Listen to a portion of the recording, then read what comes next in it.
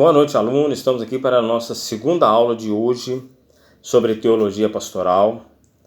E no capítulo 4 da nossa apostila, nós temos as atribuições do ministério pastoral. Quais são essas atribuições? Na página 48 da sua apostila, a introdução diz assim: as atribuições do ofício pastoral estão intimamente relacionadas à razão de ser da igreja. Esta, porém, está relacionada à sua tríplice missão de prover bem-estar, segurança, comunhão ao rebanho de Deus. Tarefa executada em favor dos santos.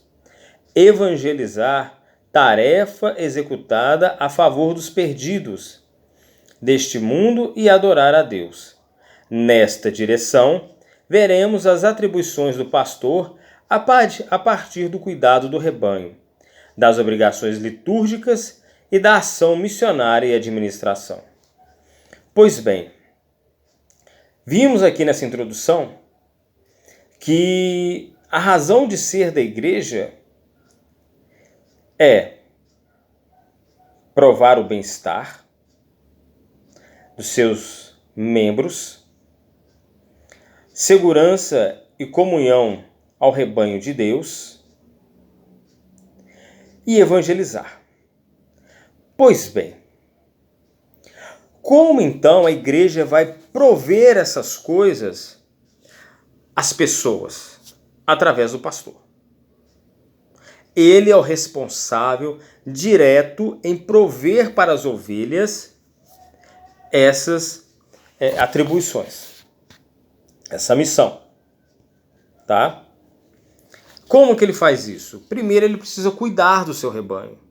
Ele precisa conhecer o seu rebanho. Quem são as pessoas que estão na igreja? De onde vieram? Por que vieram? Quem são a sua família?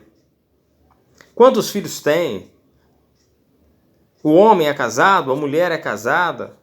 Divorciado? Amaziado? Quem são as pessoas que estão ali? Por que falamos isso?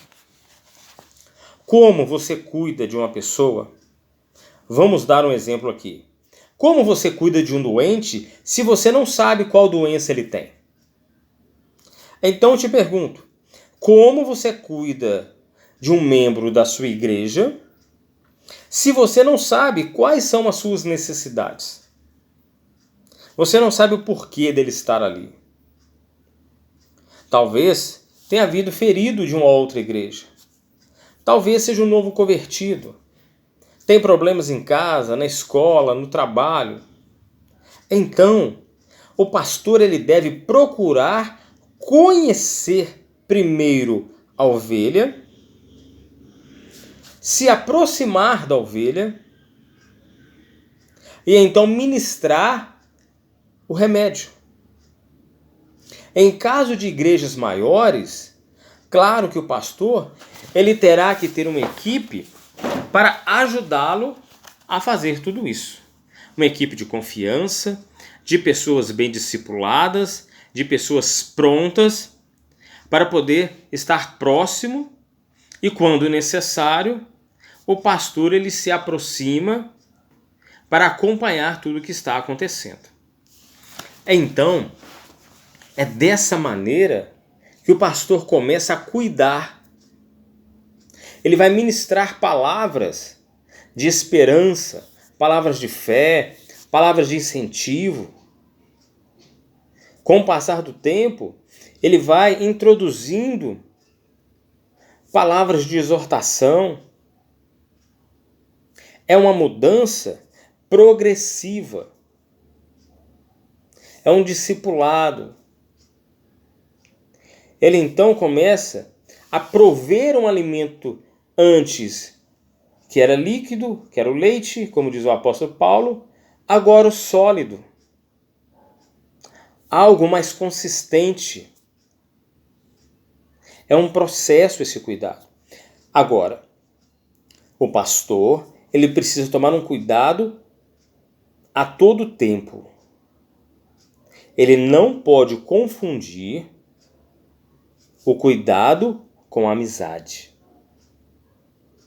Alguns se aproximam tanto que se tornam tão amigos que começam a ser partidários dessas pessoas. Dar cargos, dar privilégios. Isso é um erro.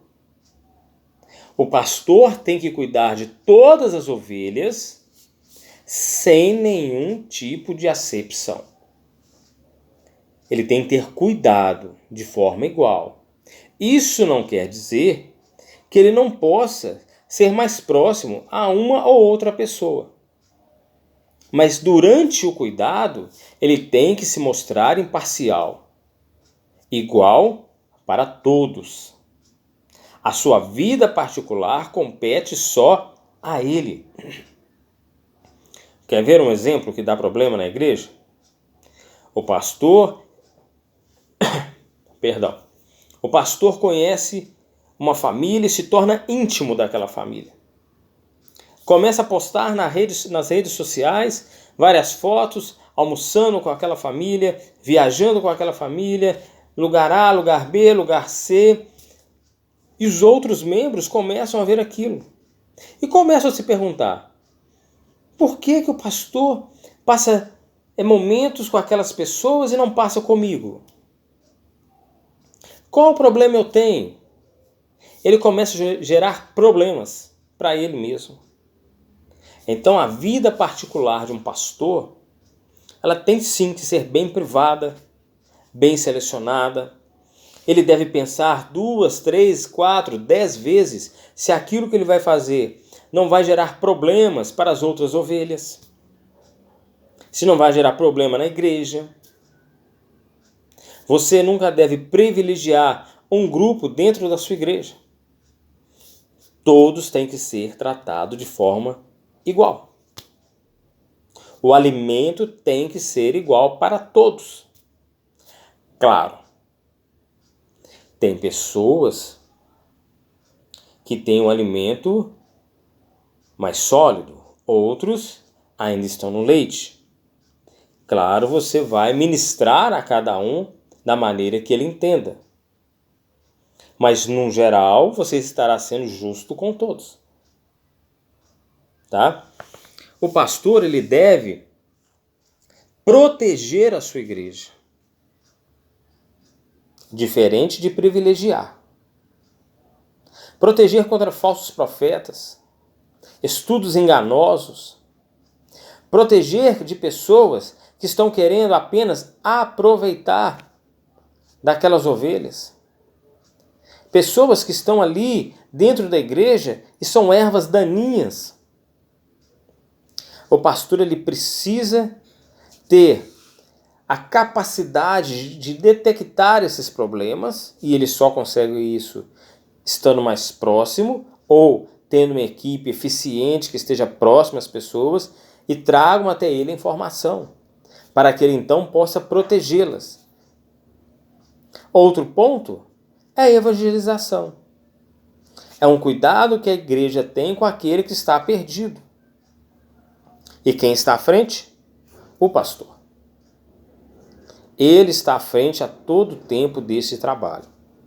É ele quem organiza, é ele quem mapeia o bairro, é ele que vê as pessoas mais qualificadas, mais preparadas para estar à frente do trabalho e coloca aquelas que estão em processo, né, de preparação para serem ali discipuladas por aquelas outras. Então, o pastor a todo tempo, ele precisa ter esses cuidados com a igreja. São atribuições dadas a ele. E ele deve fazer o possível para que essas atribuições elas sejam colocadas em prática a todo o tempo. E olha, nós precisamos ter o cuidado de fazer tudo isso sem levar aos irmãos nenhum tipo de problema. De levar aos irmãos problemas que venham fazer com que eles se machuquem. Porque, infelizmente, ainda temos pessoas que não estão preparadas para ouvir um não. Pessoas que não estão preparadas para serem exortadas, chamadas à atenção. E tudo isso tem que ser tratado desde o momento que a pessoa chega na igreja. Ela tem que ter sua base cristã, respeitar a hierarquia, respeitar o pastor, respeitar as regras. Então, quando você vai evangelizar, essas pessoas têm que ser pessoas que estão preparadas. E as que chegam, elas devem ser preparadas para no futuro também estar evangelizando. Este foi o início do capítulo 4 da nossa apostila. Semana que vem daremos sequência e eu gostaria que você fizesse o exercício do capítulo 3 e enviasse no meu e-mail para que ele seja corrigido. Deus te abençoe, te guarde e te livre de todo mal, assim seja amém. E graças a Deus.